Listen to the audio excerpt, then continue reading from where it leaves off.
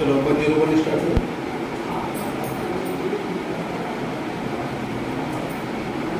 हो गया नहीं बोल अंडर रूट के अंदर एक कॉम्प्लेक्स नंबर लिखा हुआ है। चलो कॉम्प्लेक्स नंबर का क्या निकालना है, अंडर रूट वैल्यू निकालनी है आपको, हो जाएगा आराम से, है ना। सीधा फॉर्मूला पुट कर दीजिएगा। इस पर आ जाइए 102 में क्या लिखा है, आर्गुमेंट बताना है, मतलब एंगल बताना आपको, है ना। तो एंगल बताएंगे, कॉम्प्लेक्स नंबर क्या है आपका, 1 minus i divided by 1 plus i, ये आपको याद है। इसका क्या आता है, माइनस आई आता है। माइनस आई किस लाइन पे होता है, जो बाई एक्सिस है उसके नीचे साइड में होता है। नीचे साइड का एंगल कितना बनता है, माइनस का पाई बाई 2, ठीक है। तो इसका आंसर हो जाएगा माइनस का पाई बाई 2, ठीक। तो ये याद करने से काफ़ी हेल्प बनी रहती है। और इधर आइए 103 चलो कर लेते हैं थोड़ा सा। 103 में क्या दिया हुआ है, एक 3 कॉम्प्लेक्स नंबर दे रखे हैं, Z1 Z2 Z3, है ना। तो देखो अब इनके बारे में कुछ बोला गया है। क्या बोला गया है, एक रिलेशन दे रखा है और इक्विलेटरल ट्रायंगल के ये कॉर्नर है, ठीक है। इक्विलेटरल ट्रायंगल ये बना लेते हैं। चलो ऐसे होता है, इक्विलेटरल तीनों वजह बराबर होनी चाहिए। और एक रिलेशन है Z1 square Z2 square Z3 square, ये किसके बराबर होगा, ये दिया हुआ है। तो आगे 4 ऑप्शन दे रखे हैं, ठीक है। तो देखो एक इक्विलेटरल ट्रायंगल से हम तो पहले बात कर चुके हैं, तो बात की थी, कहाँ पे बात किया था मैंने, ओमेगा वाले बात किया था, संभाव वाले में। हमेशा ना तुम ऐसी बात करोगी, इक्विलेटरल हिंदी होती है संभाव, संभाव वाले मैंने एक ही बात की थी। हम ये नहीं कह रहे थे, हम ये कह रहे थे संभाव त्रिभुज में तो 1 ओमेगा ओमेगा स्क्वायर तक आपने बोल दिया ओमेगा स्क्वायर। तो इक्विलेटरल इंग्लिश में बोलो उस चीज को। इक्विलेटर में किसने बात किया था, 1 ओमेगा ओमेगा स्क्वायर बात किया था, ठीक है। तो ऐसे मैंने ये वाला फिगर बनाया था, 1 यहाँ पे होता था, ओमेगा यहाँ पे 120 डिग्री होता था, ये 240 डिग्री होता था, है ना। ये ओमेगा 1 ये लाइन नहीं होती थी, ये पॉइंट होते थे, ठीक है, पॉइंट के कोऑर्डिनेट। तो हम इनको ऐसे करके मिला दें तो ये क्या बनाएगा, इक्विलेटरल ट्रायंगल बनाता है, ठीक है। तो हम ऐसा करते हैं, ये 3 कोऑर्डिनेट यही मान लेते हैं। तो ये क्या हो जाएगा 1, ये ओमेगा स्क्वायर। अब ये वैल्यू मैं यहाँ पे पुट कर लूँ, 1 का स्क्वायर 1, ओमेगा का square omega square, omega square का स्क्वायर ओमेगा की पावर 4, इसको हम लिख सकते हैं ओमेगा, है ना। तो कुल मिला के हो गया 1, ये वाला इधर लिख लेते हैं, ये वाला इधर लिख लेते हैं, आंसर कितना आना चाहिए, ठीक है। चलो 0 नहीं क्या है, कम से कम 1 प्लस ओमेगा स्क्वायर, ये तो दिख ही रहा है, ठीक है। अब जो ऑप्शन दे रखे हैं कौन ये चीज बना पाएगा, 1 ओमेगा स्क्वायर, 4 ऑप्शन दे रखे हैं, Z1 Z2 Z3 Z1। फिर उन्हीं में आगे एक बार 2 का गुणा कर दिया है, एक बार 1/2 का गुणा कर दिया है ना। अब हम क्या करते हैं, पहले इसकी वैल्यू निकाल के देख लेते हैं, Z1 Z2 Z3 Z1, है ना। यदि 2 कम पड़ रहा हो तो 2 का गुणा कर देंगे, 1/2 कम पड़ रहा हो तो 1/2 का गुणा कर देंगे, ठीक। तो ऐसे इसमें किस किस का गुणा करना, 1 ओमेगा का, ये ओमेगा हो गया, फिर इन दोनों का करेंगे ओमेगा क्यूब हो जाएगा, फिर इन दोनों का करेंगे ओमेगा स्क्वायर हो जाएगा। ओमेगा क्यूब इक्वल टू क्या होता है, 1 होता है, तो 1 प्लस ओमेगा स्क्वायर, ये तो सेम ही है, ठीक है। हमें किसी जरूरत तो नहीं पड़ रही 2 का गुणा करने 1/2 का। तो कौन सा आंसर हो गया, ये ऑप्शन दे रखा है आपका, राइट। अब इस क्वेश्चन को दिए चेंज नहीं करते इस तरह के क्वेश्चन में, तो फिर ये क्वेश्चन आप सोचते रह जाते हैं कहाँ पे क्या लें कैसे करें, ठीक है। थोड़ा सा कठिन क्वेश्चन है।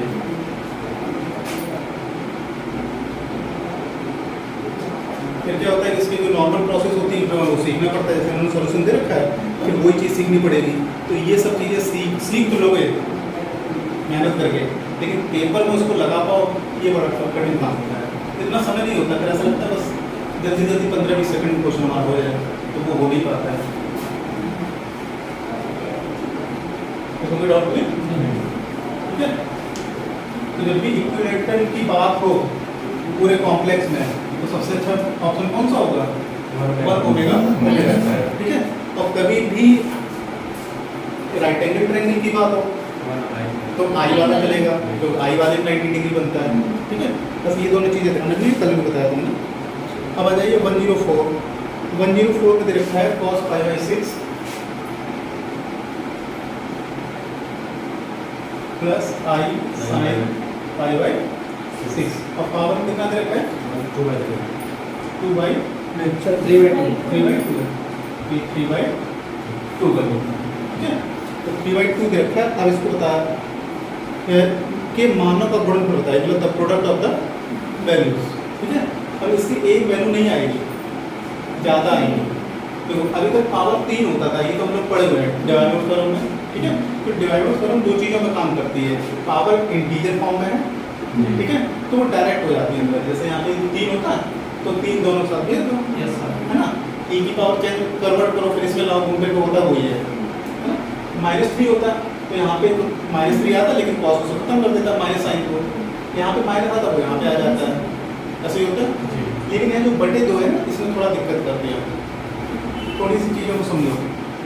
यदि कहीं पे लिखा हुआ x³ 1 तो इसकी कितनी वैल्यू आनी चाहिए 3 आनी चाहिए ठीक है। और कहीं पे लिखा है x= 1 की पावर 3 तब x के कितने आंसर आएंगे तब एक ही आएगा है ना। दोनों में फर्क क्या है, क्यूब किस पे चढ़ा है, इसमें वेरिएबल पे इस पे कांस्टेंट पे है, यही है ना ठीक। लेकिन अब मैं यही ऐसे लिख दूँ अब इसे कितने आंसर आएंगे 3 आएगा। ये इक्वेशन पहली वाली है हाँ ठीक है। तो जब भी बटा में ऐसे पावर लिखी होती है तो उसको कोई ना कोई आंसर आएगा ना, वो पावर उसके ऊपर जाएगी है ना। तो इस वजह से इसके 3 आंसर आएंगे। तो ये सिचुएशन यहाँ पर भी है, यहाँ पे 1/2 है, इसके कितने आंसर आएंगे 2 आंसर आएंगे ठीक है। रियल में पढ़ते हैं हो सकता है एक ही आता है ठीक है, लेकिन कॉम्प्लेक्स प्लस पूरा सोचना पड़ता है, भले आंसर इमेजिनरी है। तो ये चीज़ ध्यान रखनी है इसमें राइट। तो ये काफ़ी सिंपल सी चीज़ है, यूज भी करते रहते हैं कभी ज़्यादा ध्यान नहीं देते। तो पावर 3 है वो तो अंदर आ जाएगी अपने आप, जैसे ठीक है 1/2 अंदर नहीं लाएंगे तो 3 को जाइए तो cos π/6 तो ये 3 π/6 हो जाएगा प्लस आई साइन फिर 3 π/6 ऐसा हो जाएगा। तो कुल मिला के 3 से काट दीजिए, कितना हो जाएगा पावर कितना बचा आपके पास 1/2 हो जाएगा ठीक है। अब आगे कैसे सॉल्व करते हैं वो डिवाइडर का अलग तरीका है। इसमें पहले मैंने देखो बोल भी रखा है प्रोडक्ट ऑफ द वैल्यूज। एक अकेला यदि होता तो प्रोडक्ट क्यों कराते हैं, ऑब्वियस बात एक से ज़्यादा हो तभी तो प्रोडक्ट बड़े होंगे। तो अब कहानी शुरू हो गई। तो यहाँ पे जो बटे में है एक तरह से इसको ऐसे ले लेते हैं, ये 1/r की तरह लिखा हुआ है ठीक है। तो अब आगे हम काम करेंगे r=0 और r=1 के लिए काम करेंगे ठीक है। एक बार 0 लेना एक बार 1 लेना है। तो इस तरह से काम करने के लिए पहले जो इसका एंगल है ना इसको थोड़ा दूसरी फॉर्म में लिखना होगा। वो कैसे लिखना होगा cos 2r π प्लस यहाँ पे कितना एंगल है π/2 plus i sign 2r π plus π/2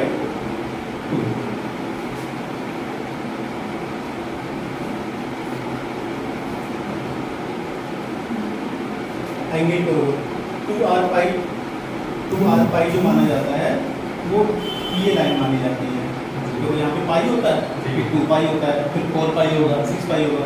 तो इस लाइन को लेके कितना भी एंगल हो तो बार बार एक बार 0 लिख दिया, एक बार इसको 2 पाई प्लस में लिखो, मान लो कोई एंगल आपका π/4 आ रहा है ठीक है। तो उसको और कैसे लिख सकते हो, घुमा के फिर लिख दो अगर 2 पाई प्लस π/4, फिर घुमा के लिख दो आके 4 पाई प्लस π/4। तो कई बार वो आंसर लिख सकते हो ना, बस उसी चीज़ को लिख दिया। तो किसी भी एंगल में 2r π जोड़ने पे कोई फर्क नहीं आता, सेम आंसर रहता है ठीक है। अब ये जो 1/2 है अब ये अंदर आ जाएगा ठीक है। बस r एक बार 0 रखना है और एक बार 1 रखना है। तो अब ये उठा के यहाँ से अंदर फिट कर दो, यहाँ भी बटा 2 कर दो और यहाँ भी बटा 2 कर दो ठीक है। लेकिन इतना काम किया तो आगे हमें क्या करना होगा, एक बार 0 और एक बार 1 पुट करना होगा, तो 2 आंसर हमारे तैयार हो जाएंगे। समझोगे मतलब ये जब 1/2 अंदर जाएगा तो फिर r की वैल्यू पे काम करना पड़ेगा। ये एक बार सीख लीजिए काम खत्म। तो अब स्टार्ट करें, r = 0 के लिए सॉल्व करते हैं। तो क्या आ जाएगा आपका cos, ये तो 0 हो गया, π/2 π/4 हो गया सही है। यदि ये π/4 होगा तो भी π/4 ही बनेगा और कुछ नया नहीं बनेगा। r = 1 पुट कर लेते हैं, नाउ ये 2 पाई है ना। कैलकुलेट कर इसके आंसर तो हो गया 2 पाई प्लस पाई बाई 2 था, 2 का ऐसे कर देते तो ये कट जाएगा, तो ये ऐसे हो जाएगा, तो कुल मिला के 5 पाई बाई 4 है।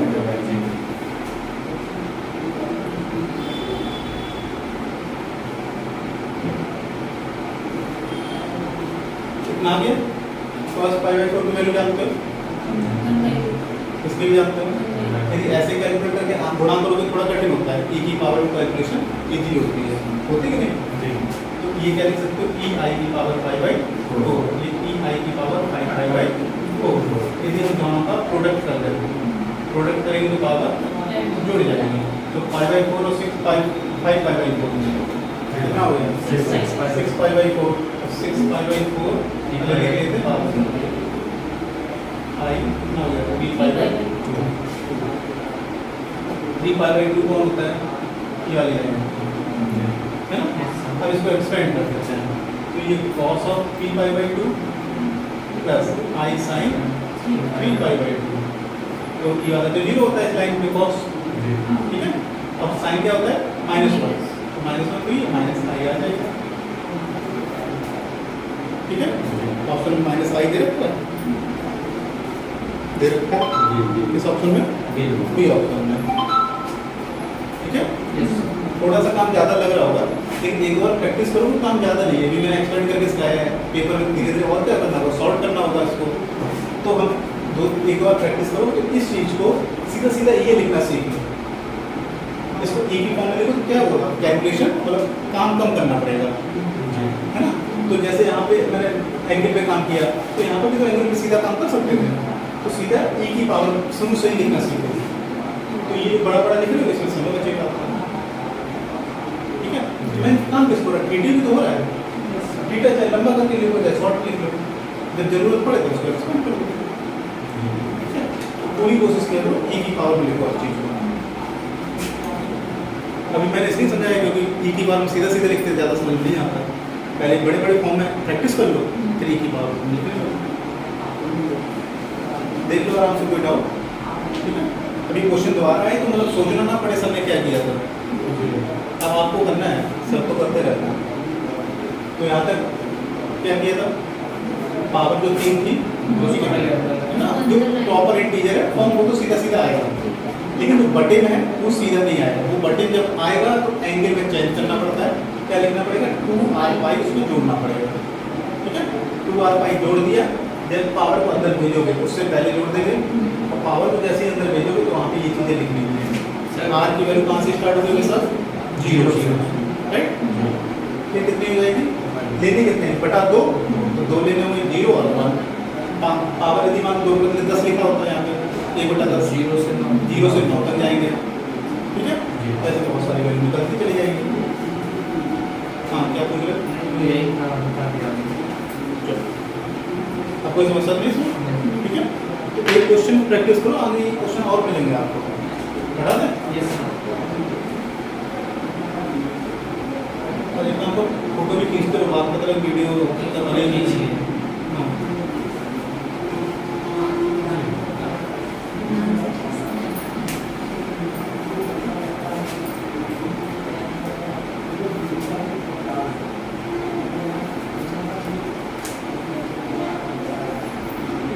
मैं घर पे भी ऐसा हुआ, मैं आधे घंटे वीडियो बना डाला, पता चला वीडियो में स्टार्टिंग नहीं किया था। चलो हो गया 105 काफ़ी इजी है, cos theta minus i sin theta, ठीक है। तो सीधा सीधा पावर n लिखा हुआ, n बटे में तो है नहीं, n सीधा अंदर आएगा, cos n theta minus i sin n theta, मतलब थीटा n थीटा बन जाएगा आपका, ठीक। 106 बिल्कुल वैसे ही सेम है। ऊपर वाला क्या है, हाँ बी ऑप्शन साफ साफ लिखा हुआ है, लिखा है भाई। नीचे ऊपर e की पावर i थीटा 1, नीचे e की पावर i थीटा 1 थीटा 2, जब ऊपर जाएगा तो सब्सट्रैक्ट हो जाएगा, है ना। बस कुछ नहीं था इसमें। आगे 107 में क्या कह रहे हैं, z equal to 1 minus cos p plus i sine p, इसका उन्होंने थीटा पूछ रहे हैं आपसे। 107 एक कॉम्प्लेक्स नंबर है, 1 minus cos p plus i sine B. ठीक है, तो इसमें भी रियल पार्ट और इमेजिनरी पार्ट साफ साफ लिखा हुआ है। भले ई की पावर में हम डायरेक्ट नहीं लिख सकते हैं, लेकिन रियल पार्ट कॉम्प्लेक्स पार्ट तो साफ साफ दिख रहा है। तो यदि हमें कोई भी एंगल वगैरह निकालना होता तो tan theta equal to imaginary part divided by real part. ऊपर आएगा साइन बी और नीचे आएगा 1 माइनस का cos बी। क्या ये आंसर में है? सीधा सीधा नहीं है, नहीं है तो आ जाएगी ट्रिग्नोमेट्री पे 1 कैंसिल। हाँ, तो cos के साथ यदि 1 आया हुआ है, ठीक है, तो आसान होता थोड़ा। यदि यही 1 यदि साइन के साथ होता तो क्या करता है, कुछ साइन को हम cos में कन्वर्ट करते हैं पहले। वो तरीका होता है π/2 प्लस, ठीक है, या π/2 माइनस ज़्यादा बेटर रहता है, तो π/2 माइनस कर दो, क्योंकि π/2 माइनस कर दो तो फर्स्ट क्वाड्रेंट हमेशा रहता है ना। सेकंड क्वाड्रेंट में क्या होता है कि साइन को कन्वर्ट करोगे cos में चला जाएगा, cos साइन में चला जाता है, और साइन और cos सेकंड क्वाड्रेंट में अलग अलग साइन रखते हैं, तो वहाँ समस्या हो सकती है। तो π/2 माइनस का हमेशा कॉन्सेप्ट रखो, तो हमेशा फर्स्ट क्वाड्रेंट बने रहोगे, है ना। तो साइन यदि आएगा तो मुझे cos में कन्वर्ट करना पड़ेगा। यदि मान लो सपोज साइन p होता तो मैं लिखता cos π/2 माइनस p, उसके बाद फिर cos 2 थीटा वाले फॉर्मूले लगाएंगे। तो सबसे पहले हम नीचे लगा लेते हैं, तो कौन सा लगाएंगे, sin 1 कैंसिल हो जाए 1 माइनस साइन स्क्वायर p/2 हो जाएगा। अब एंगल यहाँ पे आधा हुआ तो ऊपर भी आधा करना होगा, दिस क्या हो जाएगा sin p/2 and cos of p/2। तो अब ये 1 से तो 1 कैंसिल हो गया, ये माइनस प्लस हो जाएगा, दूसरे तो कट गया, एक साइन से पावर कट गई, तो बचा क्या हमारे पास cot p/2। जब तो हमारे पास इधर क्या है tan थीटा, ठीक है। तो थीटा यदि बताना है तो क्या होना चाहिए, cot को भी tan बनाना पड़ेगा, तो tan आराम से कैंसिल हो जाएगा। cot to tan कैसे बनाएंगे, अभी कैसे एडजस्ट होता है, तो यहाँ पे tan π/2 माइनस का p/2, tan theta equal to कितना, थीटा इक्वल टू π/2 माइनस का p/2। सेम दिए, यस,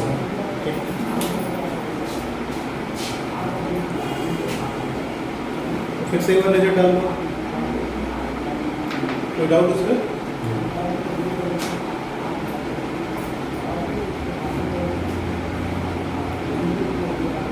आगे देखें 108 में क्या दिया है, एक इन्होंने z दिया है और वो cos theta plus i sin theta को कोऑर्डिनेट फॉर्म में लिखा है ना, cos theta comma sin theta. पूछ रहे z माइनस 1/z क्या होगा, ये हमने सीधा अपन उल्टा पहले कई बार देख चुके हैं, है ना। तो सीधा अपन उल्टा करते हैं, यदि जोड़ेंगे तो 2 cos थीटा बनता है, घटाते हैं तो 2i sin थीटा बनता है, क्या बनता है 2i sin थीटा, ठीक है। यदि केवल उसके इमेजिनरी पार्ट की बात करें तो i हटा देते हैं, यहाँ पे ऐसा तो बात कर नहीं रहे, तो क्या बनेगा 2i sin थीटा। कौन सा ऑप्शन होगा, डी ऑप्शन में लिखा होगा 2i sin थीटा, केवल इमेजिनरी पार्ट बनेगा, रियल पार्ट उसका 0 हो जाएगा, ठीक है। और प्रॉपर करना चाहो कर लो, लेकिन इतनी प्रैक्टिस कर चुके हो तो उसमें कम करने की जरूरत नहीं है, ठीक है। तो ये पूरा याद होना चाहिए इस तरह से। 109 क्या कह रहा है, 109 कह रहा है कॉम्प्लेक्स नंबर z है, z प्लस 3 और उसके बाद मल्टीप्लाई कर रहे हैं z बार प्लस 3 का, है ना। वो किसके बराबर होगा, 4 ऑप्शन उन्होंने दे रखे हैं। तो एक तरीका यदि आपको कुछ भी नहीं आता है, नहीं समझ में आ रहा है, तो z equal to x plus i by, ये थोड़ा सा लंबा भी हो सकता है, लेकिन ये तो कह रहे हैं कोई भी z हो तो आप मान लो 1 प्लस i मान लो, उसके साथ ये 3 जोड़ देना, है ना। दूसरा तरीका क्या, ये 3 की भी टेंशन खत्म करना चाहते हो तो -3 प्लस i मान लो, तो 3 से 3 कट जाएंगे, है ना। बहुत ज़्यादा आसान हो जाएगा, तो जल्दी जल्दी कैलकुलेशन भी हो जाएगी, तो घर पे कर लीजिएगा। इसमें थोड़ी सी हिंट कर दे रहे हैं, और आपको देखो z प्लस 3 दे रखा है, ये कोई क्या है कॉम्प्लेक्स नंबर ही है, इसका मैं कंजुगेट कर दूँ, है ना। तो कंजुगेट यदि देखो अंदर देखो x plus i y plus 3, एक तरह से ऐसे लिखा हुआ है, कंजुगेट करने का मतलब i का मतलब माइनस i, ठीक है। चाहे पूरे का कर दो चाहे केवल इतने का कर दो, आंसर खाली रहेगा। तो कोई लगा कि इसका कंजुगेट लिखें तो ऐसे भी लिख सकते हैं, जरूरी नहीं कि पूरे i लिखें, राइट। यदि इसके साथ i होता तो समस्या थी, इसके साथ i नहीं, ये पूरा रियल पार्ट है, तो रियल पार्ट पे बात लगाने की जरूरत नहीं, ठीक है। तो एक दूसरे के क्या है ये कंजुगेट। अब एक चीज मैंने आपको पढ़ाई थी, 2 नंबर हैं एक दूसरे के कंजुगेट हैं, तो कंजुगेट में क्या हो जाता है, मैग्नीट्यूड ऑफ z का स्क्वायर हो जाता है। तो एक दूसरे के यदि कंजुगेट हैं तो आंसर क्या आ जाएगा, तो नंबर है आपके पास z प्लस 3, इसी के मैग्नीट्यूड का स्क्वायर लिखा होगा, राइट। सीधा सीधा फॉर्मूला पूछा गया, लेकिन फॉर्मूले को थोड़ा सा घुमा के, तो ये पूछा कि फॉर्मूला आपने सही से पढ़ा था कि नहीं पढ़ा था? यही है, जैसे ठीक है। आगे बढ़े 110 में 110 में क्या कह रहा है? 1 plus i divided by 1 minus i. ये हमने कई बार याद किया है। इसकी वैल्यू कितनी होती है? आई होती है। आई की पावर कितना लिख दिया उन्होंने? x लिखा है। x लिखा है। और किसके बराबर करना चाहते हैं? 1 के बराबर। तो x क्या होना चाहिए? मिनिमम वैल्यू 4 होनी चाहिए। ये हमने पहले ही पढ़ रखा है, ठीक। अब ये कह रहे हैं कि 4 x एक जनरल फॉर्म होनी चाहिए। तो 4 8 16 32 ऐसे तो होगा। 4 8 12 16 20 24 ऐसे मल्टीपल 4 में मल्टीप्लाई, ठीक है। तो i की पावर 4 में मल्टीप्लाई करें तो हमें आंसर बनी आएगा। तो कौन सा ऑप्शन सही होगा? ठीक है। 109 पढ़ो।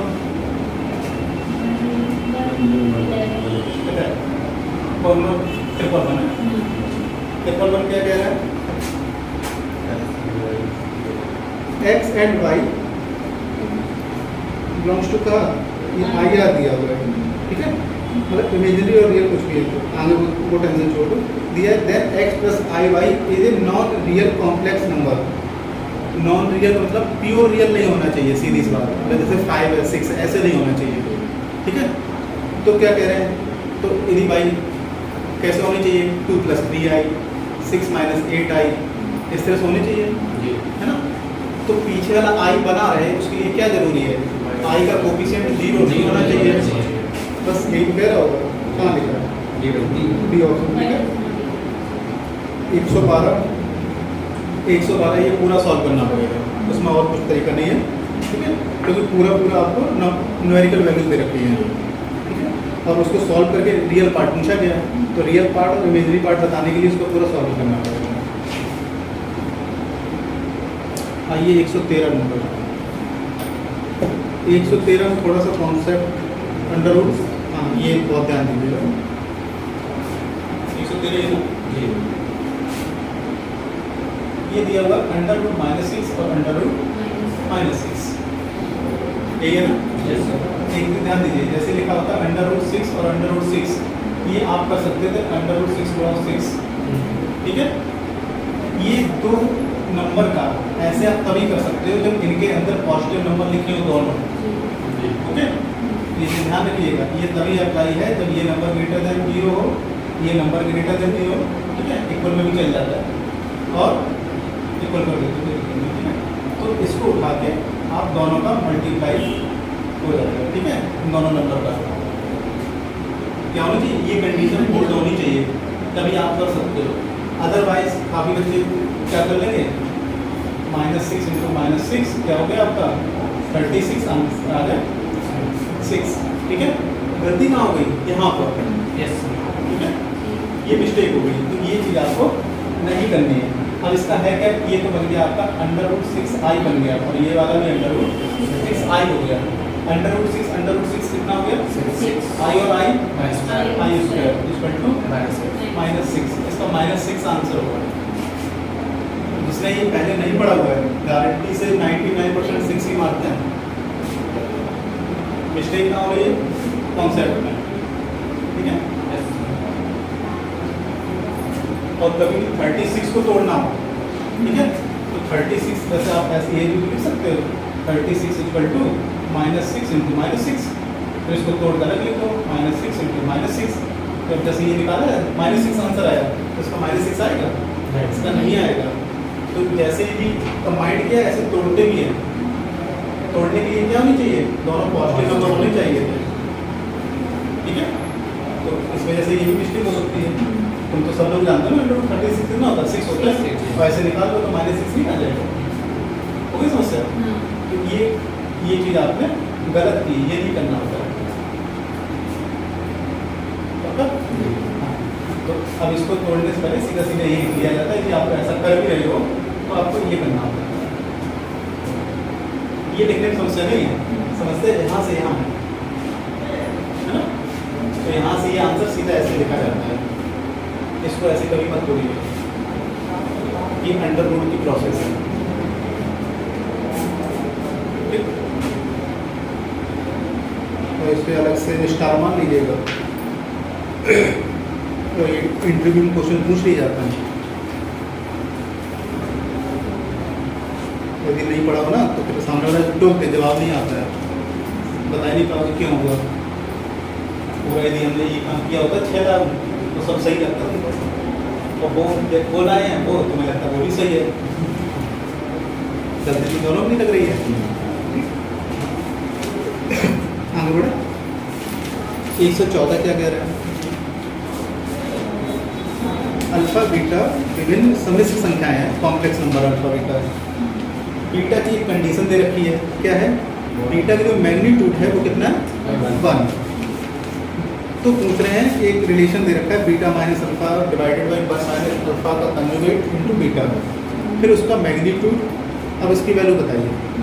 ठीक है, तो ये तो क्लियर है कि मैग्नीट्यूड कभी नेगेटिव नहीं होता है, तो नेगेटिव आंसर दिया भी नहीं है। ठीक है, चले अब इसमें जो कुछ 2 तरीके हैं, जो कंडीशन दे रखी है मैग्नीट्यूड बीटा इक्वल टू 1, यदि आपने beta equal to suppose a plus i b माना है तो इसका मतलब हुआ under root a square plus b square equal to 1।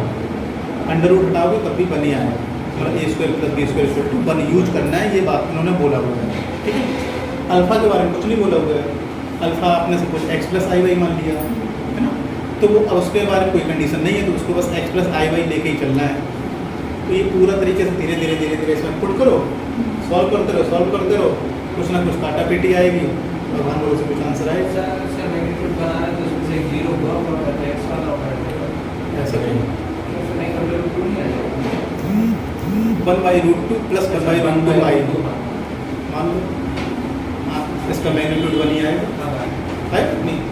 ठीक है, तो आप क्या करो, एग्जाम्पल मान के कर लो, घर पे बैठे हैं, सोचो जितना सोच सकते हो।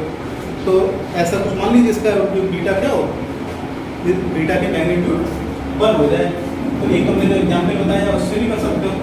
ठीक है, और एक जो तुमने बताया था उसको भी ले लें।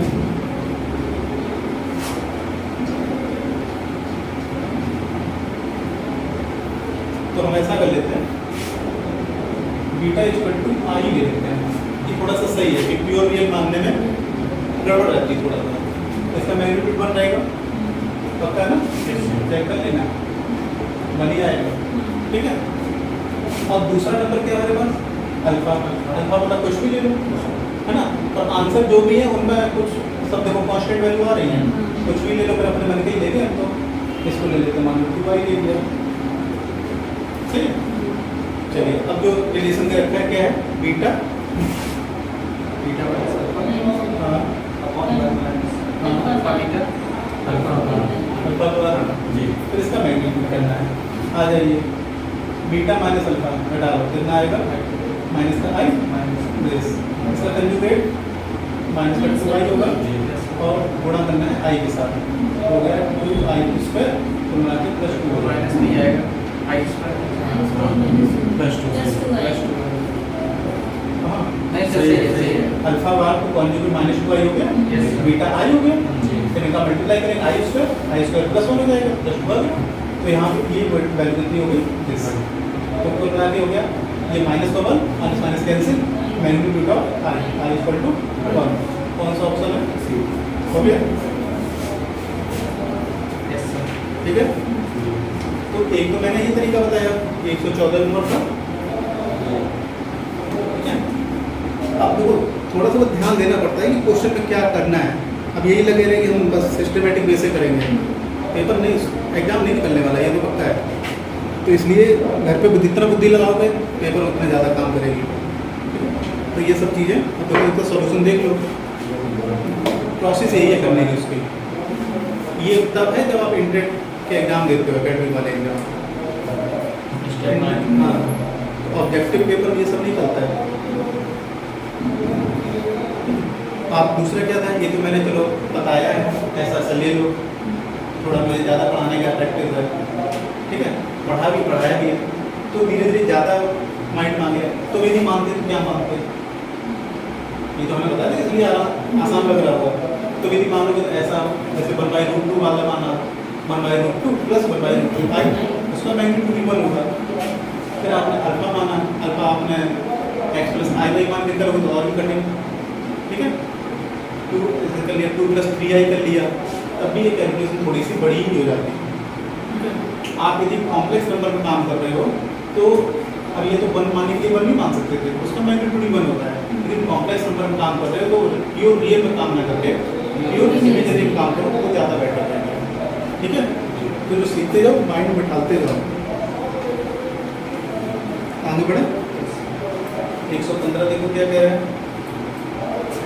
115 कह रहा है Z square plus Z plus 1। ये हम पहले कई बार पढ़ चुके हैं। ये जैसे ही दिखाई दे आपने समझ जाए इसके रूट क्या होंगे, ओमेगा ओमेगा स्क्वायर। ठीक है, पता चल गए। अब आगे कह रहे हैं एक कंडीशन और लगा दी, जो n जो है वो 3 का गुणज नहीं है, मतलब n 3 का मल्टीप्लायर नहीं है। ठीक है, मतलब n को 3, 6, 9, 12 0 नहीं लेना है। ठीक है, 0 हर किसी का मल्टीप्लायर है। तो n की कंडीशन लगा दी है, मतलब n आपको क्या लेना होगा, 1 2 लेना होगा, उसके बाद 4 5 ले सकते हो, फिर 6 7। आगे फिर दे रखा है z की पावर n और z की पावर 2 है।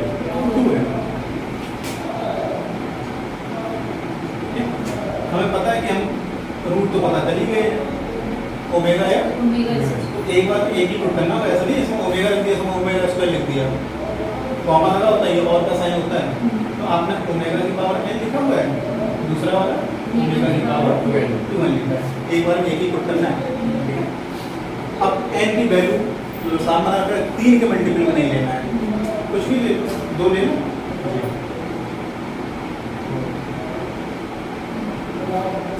कितना हो गया, ये कितना बन जाएगा, ओमेगा।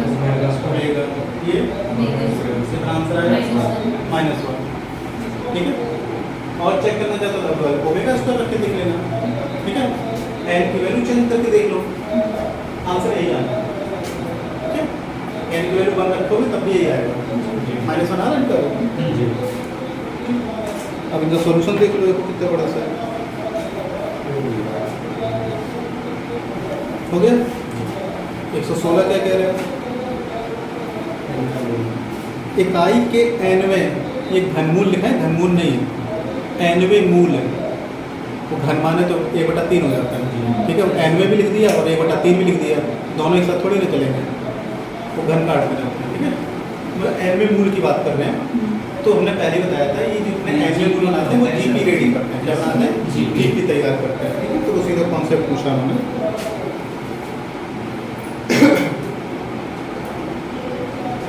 अब आइए 117 नंबर। 117 में आप लोग हिंट करिए क्या करना है।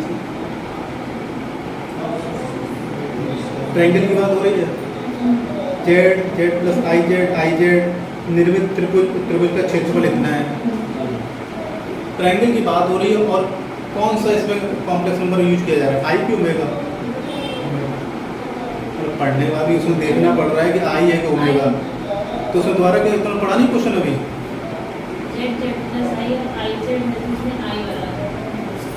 तो एक बार पढ़ो, इतना तो विश्वास होना चाहिए मैंने क्या पढ़ा है, क्या आ रहा है, आई आ रहा है। तो हमें बोलने से पहले तुम्हें बता देना चाहिए किस पे हम काम करना है, हर बात तुम ना तुम्हें टोकते रहेंगे। कौन सा ट्रायंगल बनेगा, समकोण त्रिभुज। समकोण त्रिभुज में कल मैंने बताया था, ये लंब और आधार उसके क्या होंगे, बराबर होंगे। उसका एरिया ही बताया था, कितना आया था, 1/2 मैग्नीट्यूड जेड का स्क्वायर, यही बताया था। ये अब रट्टा मान लीजिए इसको, क्योंकि पहले तो आपने सीधा फार्मूला पूछा जा रहा था, कर लिया। ठीक है, फार्मूले बेस पे क्वेश्चन भी आने लगे, तब बेटर क्या है कि एरिया आपको एरिया निकाला कैसे था उसका आंसर याद होना चाहिए। 1/2 मैग्नीट्यूड जेड स्क्वायर, उसकी वैल्यू यहाँ पे कितनी दे रखी है, 50। तो मैग्नीट्यूड जेड निकलेगा 50, 2 गुजर जाएगा 100, फिर स्क्वायर अंडर रूट मारेगा, 100 का कितना रह गया, 10। ठीक है, हो गया। वैसे magnitude z square equal to 100 है, मैग्नीट्यूड जेड इक्वल टू +-10 आएगा, राइट। मैग्नीट्यूड कभी नेगेटिव होता नहीं, इसलिए माइनस खत्म हो जाएगा, +10 आंसर हो जाएगा। चलिए आगे बढ़ो। 118 क्या कह रहा है, ABCD आर रियल नंबर्स। ठीक है, और उन रियल नंबर का यूज करके एक में आई लगा के कॉम्प्लेक्स नंबर बना दिया उन्होंने। अब वो भी बटे में भी लिख दिया, बटे में लिखने के बाद जो कॉम्प्लेक्स नंबर तैयार हुआ उसके आगे क्या लिख दें, इज रियल। ठीक है, इज रियल मतलब ये जो कैसा है, रियल नंबर है। इसका मतलब क्या हुआ, यदि इसको सॉल्व करेंगे तो इमेजिनरी पार्ट इसका 0 होना चाहिए। राइट। तो इसको सिंप्लीफाई करना है, सिंप्लीफाई करके जो आई के पीछे वाला पार्ट आएगा इमेजिनरी पार्ट इक्वल टू 0 कर देना है, बस जो कुछ रिलेशन बनेगा वही आंसर होगा। ठीक है, सिंपल है, हो जाएगा भाई। सी प्लस आई डी के कंजुगेट का ऊपर नीचे गुणा करना हमको, हाँ। तो बस उसमें फोकस कहाँ रखना है, हमें रियल पार्ट पे गुणा नहीं करना है। फिर बस ये देख लो कि आई किसके साथ आएगा, इसका आई इसके रियल वाले के साथ गुणा कर दो, इसके आई का इसके रियल वाले के साथ गुणा कर दो, वहीं से केवल आपको आई वाले पार्ट मिलते हैं। रियल का रियल के साथ रियल मिलता है, आई का आई के साथ वो भी रियल मिलता है ना। तो जब हमें रियल चाहिए होगा तो रियल वाले पे ध्यान दो, जब इमेजिनरी चाहिए हो इमेजिनरी वाले पे ध्यान दो। ठीक है, बोल तो ये रियल रहा है, लेकिन काम किस पे करना है, इमेजिनरी पे। 119 में थोड़ा सा ध्यान दो, ये जो पीछे 1 प्लस आई लिखा वो 1/i लिखा हुआ है, तो 1 बटे में इसको यदि ऊपर लाएंगे तो 1/i माइनस आई होगा। ठीक है, इसको हमेशा ही याद रखिएगा। ठीक है, तो क्या 1 माइनस आई, और दोनों ब्रैकेट एक दूसरे के कंजुगेट हो गए, हो गए। यदि कंजुगेट है एक नंबर और उसका कंजुगेट आपस में मल्टीप्लाई करते हैं, क्या हो जाता है, मैग्नीट्यूड जेड का स्क्वायर। तो 1 प्लस आई का मैग्नीट्यूड कितना है, √2, उसका स्क्वायर करेंगे 2, पावर है अलग से 4, तो 2 की पावर 4 भी करना होगा, तो 16 आंसर आएगा इसका। हो गया, ठीक है। क्या किया इसमें, सर 118 इसमें जब आप 118 इमेजिनरी वाला पूछा है तो इसका आंसर कितना है,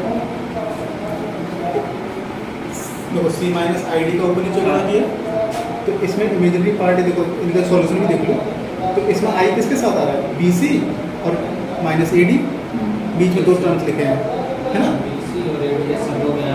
हाँ, तो यही पार्ट 0 बराबर करना है, अच्छा, तो b c minus a d equal to 0। तो फिर रियल में भी यही है, जो ऊपर जो नंबर दे रखा है इन्होंने क्या बोला, इज रियल, ये नंबर रियल होना चाहिए। यदि मैं बोलूँ ए प्लस आई बी रियल है, इसका मतलब क्या हुआ, केवल ए होना चाहिए, बी नहीं होना चाहिए, आई का कोफिशिएंट 0 होना चाहिए, तभी तो होगा। Yes sir. ठीक है, तो यदि हमें कोई चीज़ नंबर रियल बनानी है तो उसका इमेजिनरी पार्ट 0 करना होगा, इसमें इमेजिनरी पार्ट ढूंढ के 0 कर लीजिए, बस यही पूछ रहे हैं।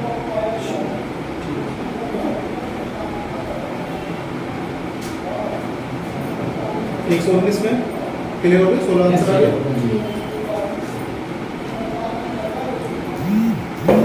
आगे क्या कह रहा है, 120 लोकस पे काम करा रहा है। अरे ये तो सर्किल है, लेकिन 2 ऑप्शन सर्किल के हैं, ए और बी ऑप्शन है। तो इसका मतलब अब इसको पूरा मुझे सिंप्लीफाई करना पड़ेगा। Z equal to x plus i y ये पुट करना होगा, +1 -1 जो भी करना है वो करना होगा, फिर ऊपर नीचे गुणा भाग भी करना होगा, है ना। या फिर जो नीचे z-2 वाला पोर्शन है इसका क्रॉस प्रोडक्ट कर दीजिए 2 के साथ, कर देंगे। उसके बाद उनके मैग्नीट्यूड पे काम कर लीजिए, √बाय उनका स्क्वायर खोल दीजिए, सबको लेफ्ट साइड में ले आइए, एक इक्वेशन तैयार हो जाएगी x और y में। ठीक है, ये मैं पहले से बताया सर्किल की इक्वेशन होनी चाहिए। सर्किल की इक्वेशन है तो x² y² के कोफिशिएंट बराबर होने चाहिए, नहीं है तो आपने गलती की है। x × y नहीं होना चाहिए, धोखे में दिया गया तो आपने गलती की है ना। चलो अब इक्वेशन यदि तैयार हो गई है, अब उसका सेक्टर कैसे निकालते हैं, रेडियस कैसे निकालते हैं, वो हम सीख लेंगे कोऑर्डिनेट में, राइट। तो इसमें हम पहले भी सीख चुके हैं, कैसे डिराइव करा दिया आपको। 121 ये क्वेश्चन में कहीं कुछ मिस्टेक है, वो प्रॉपर्ली लिखी नहीं है, तो मैंने जबरदस्ती बनाया है।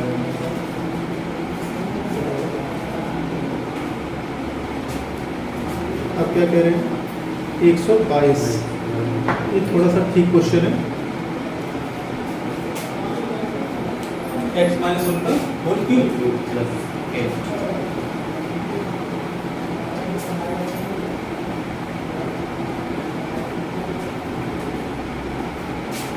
क्वेश्चन नंबर x - 1 का whole cube plus 8 equal to 0 plus 8 है ना। अब देखो, अब इसको सॉल्व करेंगे तो x - 1 का होल क्यूब इक्वल टू -8 हो गया। अब x - 1 इक्वल टू -8 की पावर 1/3 हो गया। अब 1/3 में जब करते थे तो वहाँ पे लोग क्या आते थे, यदि यहाँ पे 1 होता है +1 होता है तो 1 ओमेगा स्क्वायर आता है, यदि -1 होता है तो -1 ओमेगा स्क्वायर, ये 3 आते हैं। ठीक है, तो ये क्या दे रखा है, 8 दे रखा है। तो 8 की पावर 1/3 ये तो बाहर कर सकते हैं ना, राइट। अब इसके 3 आंसर आने हैं, -1 -ओमेगा -ओमेगा, ये 2 का गुणा कर दो। 3 आंसर कौन सा होगा, हो गया। ये किसकी वैल्यू है, x minus x equal to समझ जाएगा 1 यस।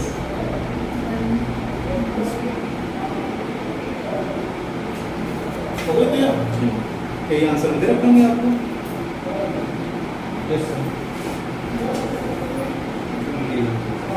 है बात समझिए। तो अब यहाँ पे +8 बदले यदि -8 होता तो उधर +8 तो ये जो ये माइनस हो जाते हैं आपके, ये कॉम्प्लिकेशन क्वेश्चन आता है।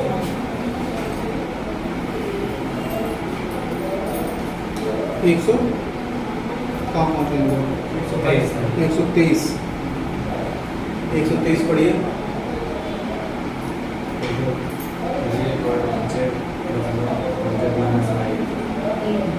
Z+1 दे रखा है और डिवाइडेड में Z+i दे रखा है। इक्वल बराबर कुछ नहीं दे रखा है, है ना। इक्वल 1 इक्वल 2 3 करते तब वो लाइन या सर्कल की इक्वेशन कुछ बनती। इन्होंने कुछ नहीं, इन्होंने ये बोला है कि द रियल पार्ट इज 1, पीछे साइड में लिखा है। तो मुझे ये थोड़ा सा सिंप्लीफाई करना है और उसका जो रियल पार्ट आएगा उसको किसके बराबर लिख देना है, 1। तो रियल पार्ट इमेजिनरी पार्ट निकालना आता है आराम से। बटे में है तो एक ही चीज़ है, कंजुगेट का ऊपर नीचे गुणा करना, ठीक है। रियल पार्ट ढूंढ लेना, उसमें से 1 के बराबर कर देना है। 1 के बराबर करने के बाद कोई इक्वेशन तैयार हो जाएगी। अब वो इक्वेशन आपको बताना है कि पाई एक्सिस है या एक्स एक्सिस है, सर्कल की इक्वेशन है या स्ट्रेट लाइन है। तो x - y = 1 आ रहा है ना। तो क्या है, लाइन की इक्वेशन है सिंपल से। यदि x = 0 आता तो किसकी इक्वेशन तैयार होती, y axis, x = 0 y axis को होता है ना, और y = 0 x एक्सिस को होता है। 124 इक्वेशन दे रखी है, z बार का मल्टीप्लाई है, z बार का मल्टीप्लाई होता है तो मैग्नीट्यूड z का स्क्वायर होता है। तो इसका मतलब मैग्नीट्यूड z कितना होगा, √3।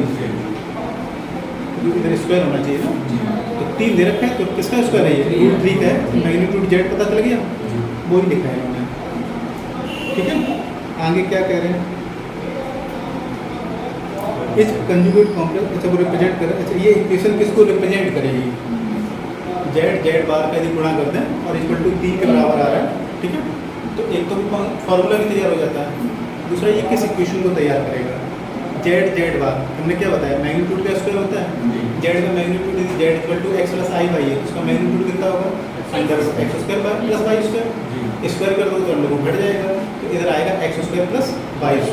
उधर लिखा है 3, तो x² + y² = 3। ये किसकी इक्वेशन है, सर्कल की इक्वेशन है, ठीक है, राइट।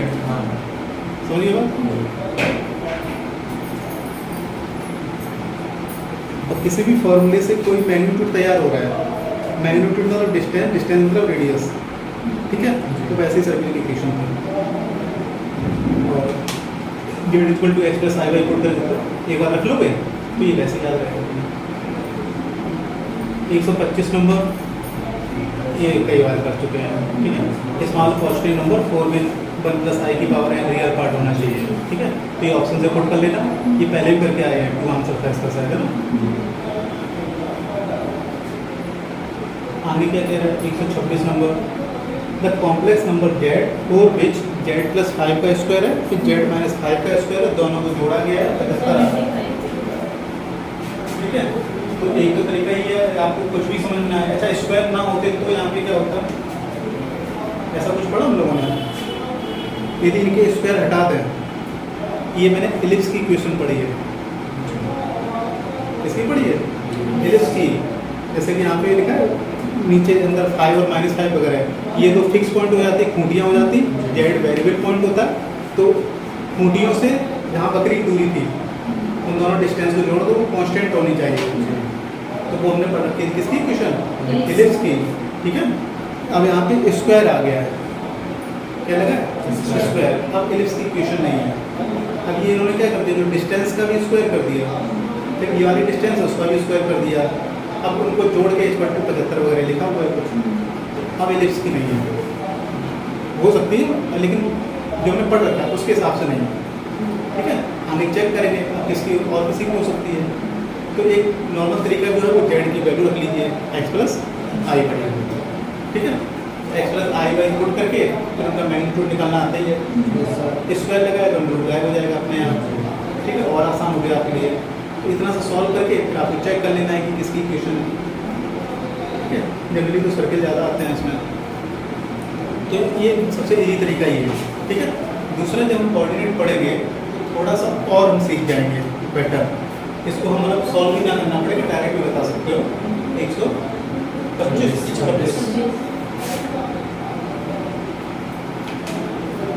ये एक सर्किल है, सर्किल की ये है डायमीटर, है ना। और इस पे आप कहीं भी कोई पॉइंट ले लीजिए, जहाँ मन करें यहाँ ले, इस पॉइंट को इस वाले कॉर्नर से मिला दीजिए और इस पॉइंट को इस वाले कॉर्नर से मिला दीजिए। अब वो पॉइंट चाहे तुम यहाँ ले लो, इसको यहाँ से चाहे मिला दीजिए, इसको चाहे यहाँ से मिला दीजिए। ये जो एंगल बनता है वो हमेशा 90 डिग्री का बनता है। जो यदि एसएससी वगैरह की तैयारी करेंगे तो बता दो 90 डिग्री बनता है। तो जहाँ पे 90 डिग्री बनता है उसके अगल बगल वाले लंब और आधार का काम करेंगे, सामने वाला कर्ण का काम करेगा। तो इसका मतलब जो डायमीटर होगी वो तो हमेशा कर्ण रहेगी, ठीक है। तो अब इसके लिए ये लंब हो गया, मान लो ये आधार, और इसके लिए ये लंब हो गया, ये आधार हो गया, ठीक है। और ये हो गया फिक्स पॉइंट F1 नाम से और ये F2 नाम से, यहाँ जेड घूम रहा है। तो अब ये दूरी कैसे निकालोगे, इसकी दूरी का स्क्वायर प्लस इसकी दूरी का स्क्वायर तो जोड़ोगे तो कर्ण के स्क्वायर के बराबर होना चाहिए, ठीक है। तो वही तो उसमें लिखा है, इस वाली दूरी का स्क्वायर प्लस इस वाली दूरी का स्क्वायर इक्वल टू इसकी दूरी का स्क्वायर। जो 75 है वो भी किसी का स्क्वायर ही है, तो अंडर रूट 75 का स्क्वायर होता है, यही लिखा है। किसकी इक्वेशन है, सर्किल की, राइट। तो ये फिगर बाय चीजें आएंगी, कैलकुलेशन नहीं करनी पड़ती है। अदरवाइज कितनी भी कम कैलकुलेशन करोगे इतने में तो इस तरह के क्वेश्चन तो 5 उड़ जाएंगे।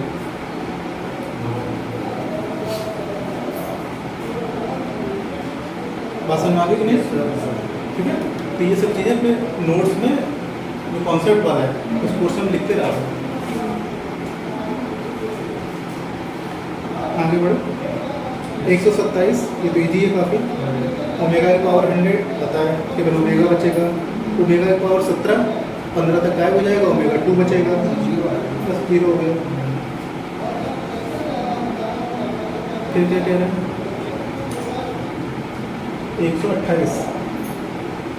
128 लिखा है for real x the complex number sine x plus I cos 2x। ये थोड़े खतरनाक है, हमने पढ़ा है cos x plus i sine x, है ना। ये उल्टे उल्टे हो गया। तो और दूसरा एंगल बराबर भी नहीं है, एक का x है एक का 2x है, ऊपर से आई cos के साथ लगा है, ये भी लगा है। दूसरा एक नंबर और दे रखा है cos x माइनस का आई साइन 2x, ठीक है। इसके साथ चलो फिर भी आई ठीक जगह लगा है, लेकिन एंगल अभी भी अलग अलग है। और ये कह रहे हैं ये दोनों नंबर जो हैं वो एक दूसरे के क्या हैं, कंजुगेट, राइट। इसका मतलब कि पहले वाले का कंजुगेट निकालें तो दूसरा बनना चाहिए, है ना। तो पहला वाला है sin x cos 2x। यदि मैं इसका कंजुगेट कर दूँ तुम्हारा आएगा sin x माइनस आई cos 2x, यही आएगा। लेकिन क्वेश्चन के अकॉर्डिंग ये क्या है, अकॉर्डिंग टू क्वेश्चन किसके बराबर टेस्ट किया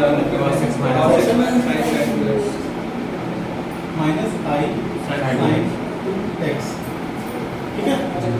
अब ये नंबर यदि इसके बराबर है इसका मतलब रियल पार्ट के बराबर होना चाहिए और कॉम्प्लेक्स पार्ट के बराबर, ठीक है। तो यहाँ से मुझे एक चीज़ तैयार होगी, sin x equal to cos x होना चाहिए, एंड ये बहुत जरूरी है, एंड और cos 2x equal to sin 2x के बराबर, ठीक है। ये माइनस माइनस देख लेना सही से, इधर यहाँ पे प्लस है तभी तो वैसे ही कर देगा, माइनस का फर्क आ जाएगा। ये चीज़ होनी चाहिए। देखिए हमेशा तो ऐसा नहीं होता, साइन एक्स कॉस एक्स हमेशा बराबर होता है, कॉस 2x साइन 2x हमेशा बराबर होता है, हमेशा नहीं बराबर होता है। नहीं बराबर होता तो ऑप्शन में आ जाएगी किस पर्टिकुलर एंगल में ये बराबर होंगे। ठीक है, आपने ज़्यादा बुद्धि क्यों लगाई? हम ऑप्शन हेल्प ले लें। पहला ऑप्शन क्या रखा है? x equal to n pi ऊपर n pi upon x x equal to n pi. अब n पाई का मतलब क्या होता है? ये पाई होता है, ठीक है, ये 1 पाई है, ये 2 पाई है, ये 3 पाई 4 पाई 6 पाई 7 पाई। तो ये पूरी लाइन की बात कर रहे हैं, ठीक है। इस पूरी लाइन में क्या sin x cos x value बराबर आती है? नहीं आती है। आगे फिर क्या कह रहे हैं? n बाई 2 पाई मतलब x equal to n pi upon 2 n pi upon ये 1 पाई बाई 2 होता है ना। n को 2 रखोगे तो पाई आएगा, तो ये हो गया, 3 रखोगे तो ये हो गया, 4 रखोगे तो ये हो गया। मतलब ये चारों लाइनों की बात कर रहे हैं हम। चारों लाइनों की ये sin x cos x आपस में बराबर होते हैं, यदि दोनों बराबर नहीं तो इनके कहाँ से बराबर हो जाएंगे? अगला कह रहा है x इक्वल टू 0 के लिए, x इक्वल टू 0 के लिए sin 0 0 होता है, cos 0 1 होता है, बराबर होगा? नहीं होगा। 3 ऑप्शन खत्म, बचा क्या? चौथा हो गया। ये ऑप्शन है नन ऑफ दीज है, किसी भी मान के लिए ऐसा संभव नहीं है, ठीक है। अच्छा केवल ये होता है तो पाई बाई 4 के लिए हो जाता है, होता है कि नहीं? चलो अब ये यहाँ पे लगा एंड, यदि पाई बाई 4 के लिए ये सही है तो फिर इसको भी सही होना चाहिए। अब यहाँ पे पाई बाई 4 पुट करो, ये तो बन गया पाई बाई 2, तो cos पाई बाई 2 0 होता है, sin पाई बाई 2 1 होगा, तब इसको सेटिस्फाई नहीं करेगा वो, ठीक है। मतलब ऐसी कोई वैल्यू नहीं ढूंढ पाओगे, इसलिए दोनों इक्वेशन सेटिस्फाइड है, ठीक है। अब यहाँ पे एंडिंग करके तुमने कोई कॉमा लगा के छोड़ दिया होता है या और लिख दिया होता है, या तो इसको सेटिस्फाइड करे या तो इसको सेटिस्फाइड करे, तब तो पाई बाई 4 इसका आंसर हो जाएगा, है ना। पाई बाई 4 आंसर हो जाएगा तो इसके अकॉर्डिंग पाई बाई 8 आंसर हो जाएगा। ऐसे बहुत सारे आंसर मिल जाएंगे आपको, मिलेंगे। तो इसलिए एंड वगैरह लगाना बहुत जरूरी होता है। कोई भी दो इक्वेशन लिख रहे हो होगा तो उसमें एंड लगेगा कि और लगेगा, ये क्लियर नहीं होना चाहिए। एंड क्यों लगाया, ये क्लियर है, क्योंकि ये इसके बराबर होना चाहिए और ये इसके बराबर होना चाहिए, दोनों चीजें होंगी तभी ये बराबर होगा, अदरवाइज संभव नहीं है।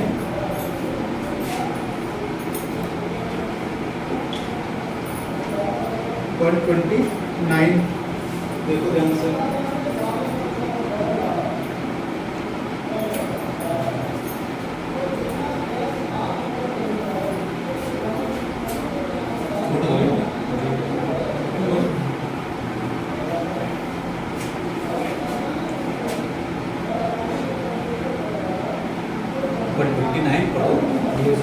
पढ़ लिया, क्या करना है कुछ आइडिया दो।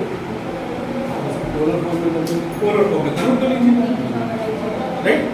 और दोनों ब्रैकेट में एक दूसरे के कंजुगेट दे रखे हैं, ये थोड़ा सा ध्यान रखना होगा सर, एक दूसरे के कंजुगेट दे रखे हैं। यदि कंजुगेट दे रखे हैं तो पावर 5 वगैरह जो सॉल्व करेंगे, कितना भी सॉल्व करें एक दूसरे के कंजुगेट ही रहेंगे, ठीक है।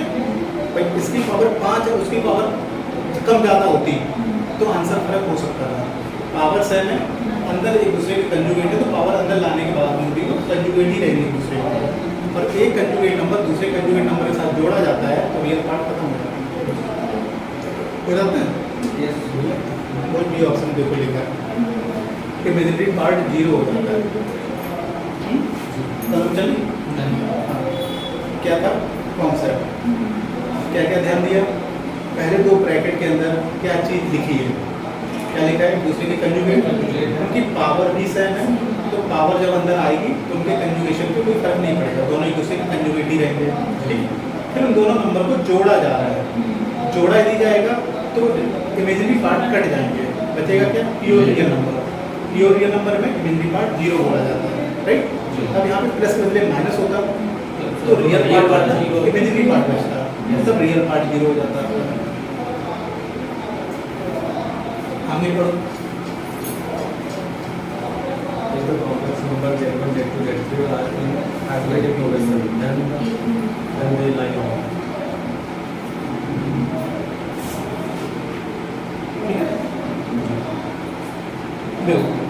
इंट्रोडक्शन मतलब एपी, एपी मतलब डिपेंडेंसी, ये हमने पहले ही बताया, मैं डिटरमिनेंट बताया था ना। डिपेंडेंसी हो गई, डिपेंडेंसी जो फिगर वाली जितनी भी है ना, ठीक है, जैसे बोलते हो ये 3 नंबर हैं वो समरेखीय हैं बोलते हैं, तो ये 3 पॉइंट आपस में डिपेंडेंट हैं। मतलब यदि हमने ये दोनों पॉइंट बता दिए तो इन दोनों पॉइंट के साथ लाइन बना लोगे और वो पॉइंट ढूंढ लोगे तुम, है ना, उसी लाइन पे। तो लाइन भी डिपेंडेंसी का हिस्सा होता है। क्या होता है? लाइन डिपेंडेंसी का हिस्सा है, एपी वो डिपेंडेंसी का हिस्सा है, अब ढूंढ लो, ठीक है। हाँ, तो ये चीज़ ध्यान रखिएगा, लाइन डिपेंडेंसी, है ना, और यहाँ पे CO वर्ड यूज करें, कोलिनियर, कोप्लेनर, तो ऐसे ये वर्ड सब एक दूसरे से कनेक्टेड होते हैं। मतलब मेन जो कॉन्सेप्ट है वो सबका एक ही है, वही से ही अलग अलग शब्द निकले हैं।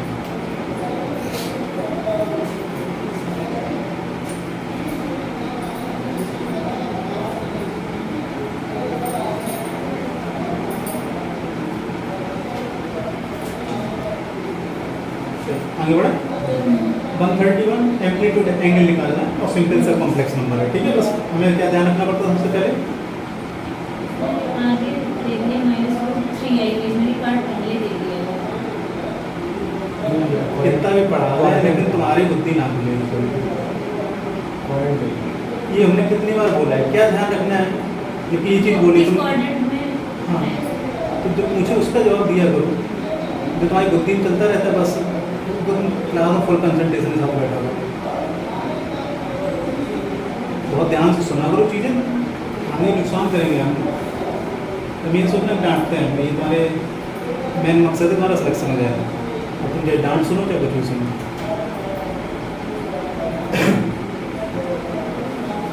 ठीक है, तो मतलब सबसे पहले क्वाड्रेंट देखो, ध्यान रखिएगा, बार बार बोलते हैं, कम से कम 20 बार बोल चुके हैं, ज़्यादा ही बोल चुके हैं। 132 क्या कह रहा है, ये क्वेश्चन समझ में आ रही होगी, ये किसको रिप्रेजेंट करेगी, जो मॉड ऑफ z-1 इधर लिखा है उसको उधर भेज दो, अपने आप समझना पड़ेगा, है ना। इधर क्या बनेगा, 2 बचेगा, यदि 1 होता तो स्ट्रेट लाइन। अब अभी स्ट्रेट लाइन कौन सी होती है, जो फिक्स पॉइंट है ना उनके जस्ट बीच होती है ना, ठीक है।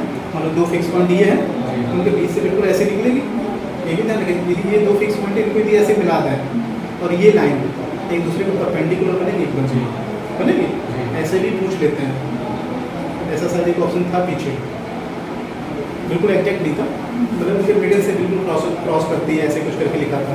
फिर ये भी पूछ लेंगे कि वो लाइन होगी इन दोनों को ज्वाइंट करने वाली लाइन से कितना एंगल बनाएगी, वो 2 फिक्स पॉइंट को ज्वाइंट करने से, और ये जो लाइन बनेगी वो 90 डिग्री बनाएगी, पूरा फिगर पॉइंट बना चाहिए, ठीक है। यदि 1 नहीं है, 2, 3, 4 है तो सर्किल बनाता है, ये वैसे ही मैं आप किए होगी इसको।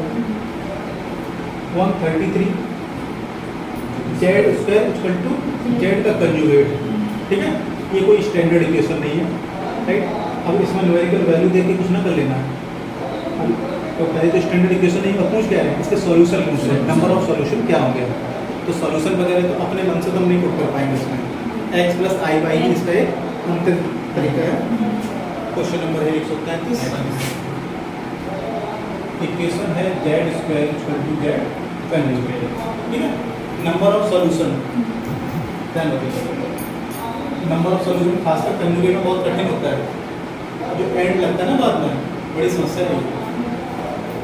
z = x + i y put कर लेते हैं, तो z², इसका मतलब x + i y का होल स्क्वायर करना है, कंजुगेट हो गया x - i y, स्क्वायर यदि करोगे तो x² + i y का square + 2i × x y, x - i, यदि इसका स्क्वायर करोगे कितना हो जाएगा, -y²,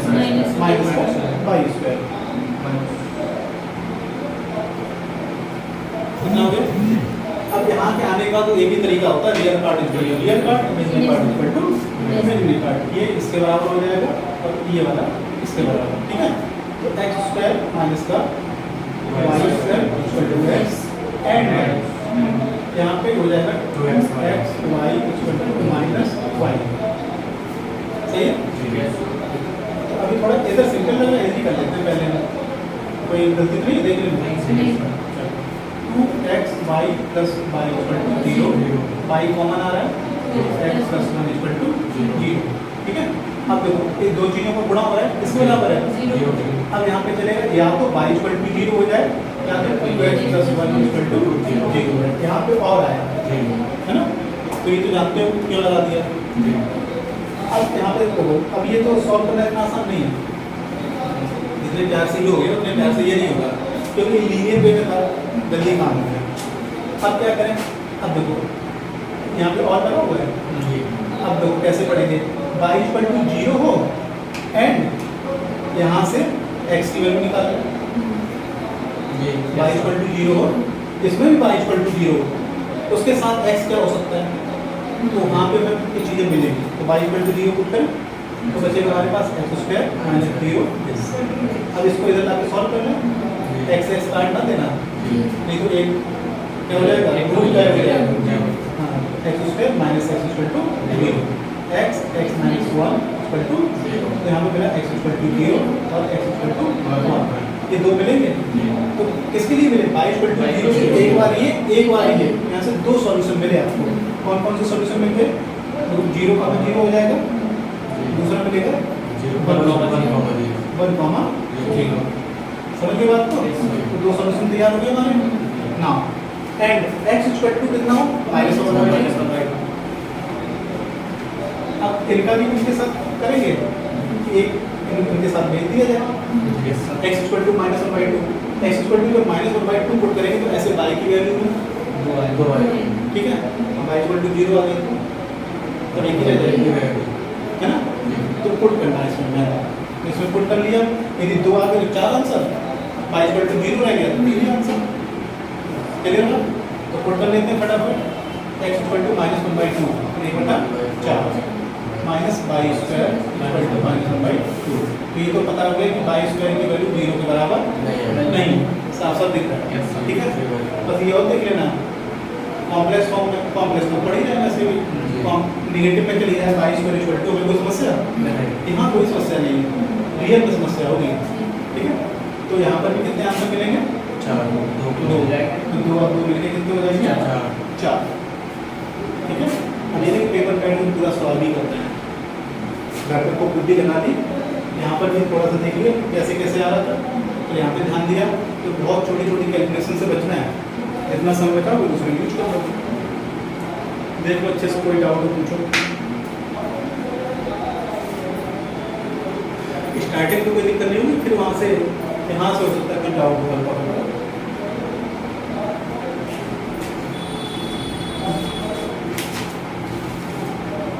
डाउट ना हो तो आगे बढ़ो।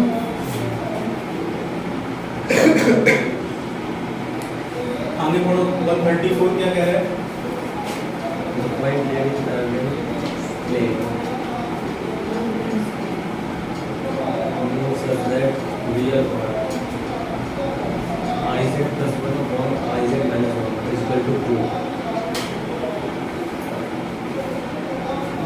क्या करना है, क्वेश्चन में करो इसमें ए पॉइंट जेड। ठीक है, जेड अधिकतर जो स्टैंडर्ड यूज किया जाता है वो मोस्टली जो है कॉम्प्लेक्स नंबर के लिए है ना, जेड डायरेक्टली यूज किसी भी नहीं करते हैं, जैसे कि हमने वो पढ़ रहे थे होमोजेनियस इक्वेशन वगैरह, तो उसमें एक्स वाई यूज किया था, उसके बाद जेड का नंबर आया था, है ना, केवल अकेला जेड जब आएगा वो कॉम्प्लेक्स नंबर का ही होता है। ठीक है, तो ना भी लिखा हो तो अपने आप थोड़ा सा अंडरस्टूड करना चाहिए, such that i z plus one divided by i z minus one, उसका real part equal to two, तो उसको ऐसे ही पढ़ना है, रियल पार्ट इक्वल टू कितना रहता है, टू के बराबर है, तो अंदर वाला में क्या करना है, z equal to x plus y put कर देना है, सिंप्लीफाई करना है, उसका रियल पार्ट ढूंढना है, दो के बराबर कर देना है, जो इक्वेशन बनेगी वो आप देख लेना। ठीक है, तो अधिकतर तो सर्किट बनती हैं, कभी कभी दो चार स्ट्रेट लाइन की भी बनेगी। 135 सेम क्वेश्चन बिल्कुल ऐसे किया मैंने, 135 कर चुका हूँ, थोड़ा बहुत फर्क था, आंसर और कुछ आ रहा था ऐसे करके, वो आंसर आया था √5 + 1 शायद आंसर एक आ रहा था ना, है ना, तो वही क्वेश्चन है ऐसे। हाँ तो ऐसे कुछ आया था, हो जाएगा ना। हाँ एक 1 + √5 था, एक 1 - √5 था, हो जाएगी। ठीक है, तो ये प्रैक्टिस जरूर करोगे, क्योंकि होता है क्या कि खासकर जो नंबर लाइन पे काम करना पड़ेगा ना, वहाँ कठिन हो जाता है कभी कभी। अब इन्होंने किससे सॉल्व कर दिया है, मैग्नीट्यूड को मॉड बना के सॉल्व कर दिया इसको। ठीक है, तो किस्मत अच्छी हो तो आंसर मैच कर जाएगा। आगे 136, ये तो इजी है। जैसे कि एक ब्रैकेट समझ लो 1 + 2 ओमेगा + 2 ओमेगा स्क्वायर है। तो जो पीछे में 2 लिखे हुए हैं उसमें 2 कॉमन लोगे तो 2 कॉमन लगेगा ना। तो कुल मिला के जो 3 है उनको 1 बनाना है, बन जाएगा। बस एक ही चीज़ यूज करनी, 1 + ओमेगा + ओमेगा = 0। इसका यूज करके छोटे छोटे कर दिए जाते हैं। आगे 137, ये तो अजीब से sin theta + i cos theta.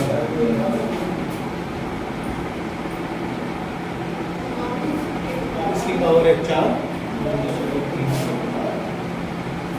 फिर लिखा है cos थीटा, पावर है 3। अब इसमें देखो चीज़ें इधर उधर लिखी हुई है, नीचे वाला तो ठीक है, ऊपर वाले की समस्या है। आई इधर उधर चला गया है, आई किसके साथ होना चाहिए, साइन के साथ। तो हम ई की पावर लिख लेते हैं। यहाँ दिक्कत, नीचे वाले कोई दिक्कत तो नहीं, नीचे वाला क्या बनाएगा, और ये इंटीजर फॉर्म में है तो अंदर भी चला जाएगा। ये तो तैयार है अपना काम करने के लिए, ऊपर वाला नहीं है। तो ऊपर वाले क्या करें, एक तो तरीका है पाई/2 माइनस करके कर लें। ठीक है, तो हो सकता है कि आंसर में उसने ऑप्शन ना लिखे हो, वो भी तरीका है, करते हैं पहले, गलत होगा चेंज कर लेते हैं। तो हम कर लेते हैं cos π/2 - थीटा + i sin π/2 - अब तो i से ये चला गया, इसको हम लिख सकते हैं ei। तो 4 अंदर ले आते हैं, 4 भी आ जाएगा। थीटा यहाँ पे कितना है, π/2 कितना है, ये तो ऊपर रहेगा, ये वाला नीचे से रहेगा। अब ये जाएगा जुड़ जाएगा जाके, ऊपर मिला के अब कर लीजिए। आई कॉमन ले लेते हैं, 4 का अंदर गुणा कर देते हैं, 2π हो जाएगा -4 थीटा, और ये वाला भी उसके साथ जुड़ जाएगा, कितना हो जाएगा 3 थीटा। तो हो गया e की पावर i 2π - थीटा। ठीक है, अब एक्सपेंड कर देते हैं, तो ये हो गया cos π - theta + i sin 2π - theta. ठीक है, 2π से करने से साइन कॉस में कोई फर्क नहीं पड़ता है, पड़ेगा नहीं, देख लेना दूर दूर में 2π कौन होता है, ये होता है।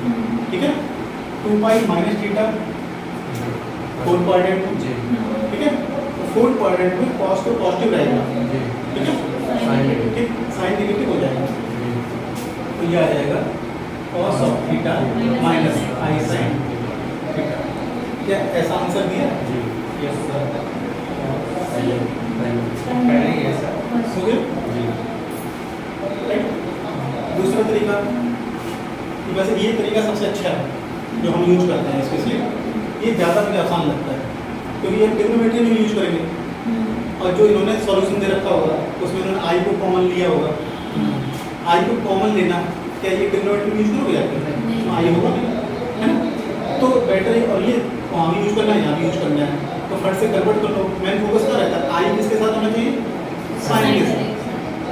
ठीक है, ये मेन इंपॉर्टेंट हमारे लिए, तो उसको सही करना है, कैसे करो, बस मैथ गलत नहीं होनी चाहिए, नहीं हुई हाँ बुरा के आई यदि कॉमन ले लो, आई यदि कॉमन ले, आई यहाँ से गायब हो जाएगा, आई किसमें आ जाएगा, बटे आई को ऊपर लाने के लिए आई का ऊपर नीचे गुणा कर दो, तो 1/i माइनस आई हो जाता है अपने आप।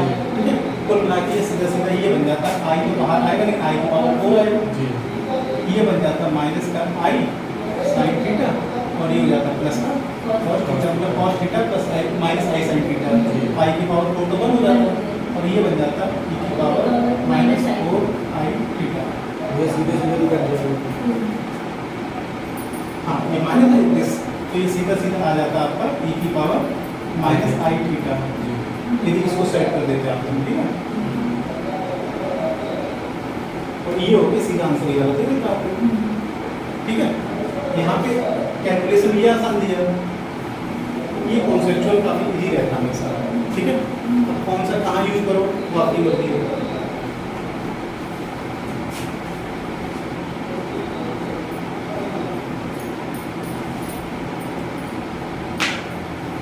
क्वेश्चन ठीक है, अब इस तरह का आगे और मिलने चाहिए।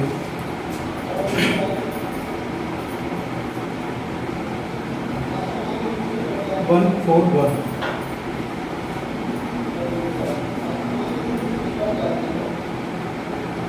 पढ़ लिया, क्या करें, आर्ग्यूमेंट ऑफ 138 चलेगा, 138 ये तो हो जाएगा, इसमें नहीं बताना कुछ भी। 139 बहुत इंपॉर्टेंट है, ये हम पहले भी पढ़ा चुके हैं। लिखा a plus i b is a zero of a real polynomial. Zero मतलब रूट, जीरो मतलब रूट होता है, ठीक है। यदि किसी पॉलिनोमियल का a प्लस आई बी उसका एक रूट है, तो a माइनस आई बी भी उसका एक रूट होगा। ये हमने बताया था, हमेशा पेयर में आते हैं, यही तो लिखा होगा, देखो इसमें डी ऑप्शन लिखा है, a minus i b is also zero, ठीक है। तो उसमें कुछ बताने की जरूरत नहीं। आगे 140 x इक्वल टू 3 प्लस आई दे रखा है, तो पूछ रहे हैं कि इस एक्सप्रेशन की वैल्यू क्या होगी, ठीक है। तो कभी कभी होता है कि जैसे कि पीछे का 15 हटा लो, आगे का सेट कर लिया जाता है, ठीक है। तुम्हें यदि सेट करना नहीं आता है, टेंशन छोड़ दो, x का एक्स स्क्वायर निकाल लेना, एक्स क्यूब निकाल लेना, सब इसमें रख रखा के सॉल्व कर लेना, ठीक है। अब ये कैसे करते हो तो उसमें थोड़ी सफाई रहनी चाहिए, और कोशिश करो कि हर क्वेश्चन ईजी हो, उसमें समय कैसे बचाएं, कैसे गुणा करें, कैसे कहाँ करें, जैसे कि हमारी प्लस माइनस की गलतियाँ ना हो।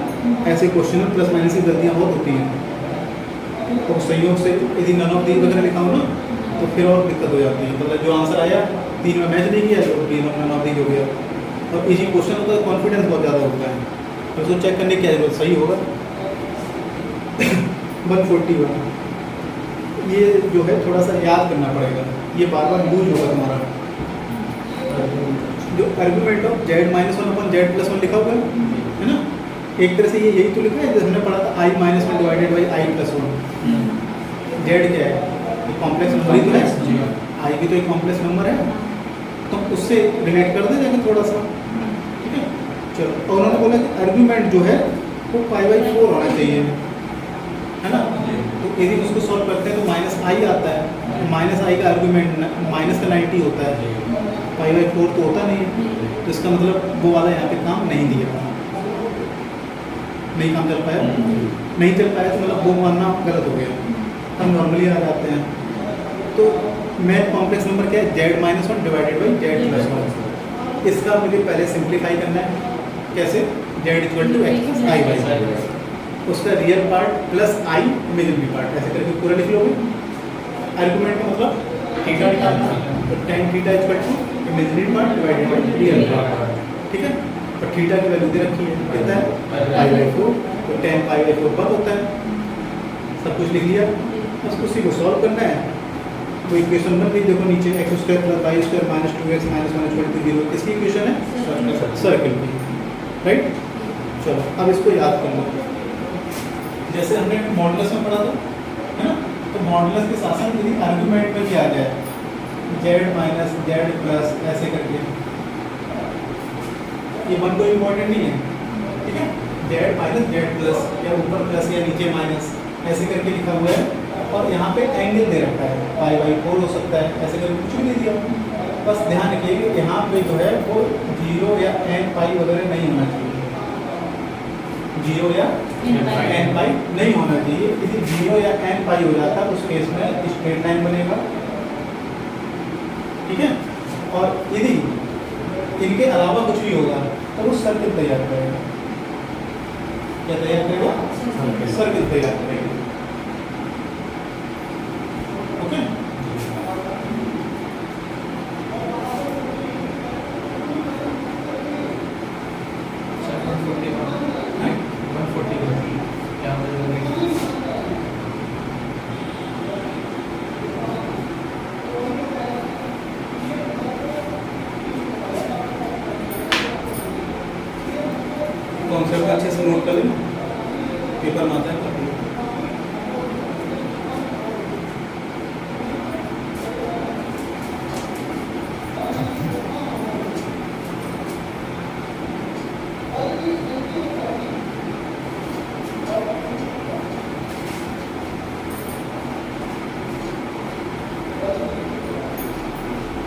जैसे जेड ऊपर अगर प्लस में हो नीचे में सर कोई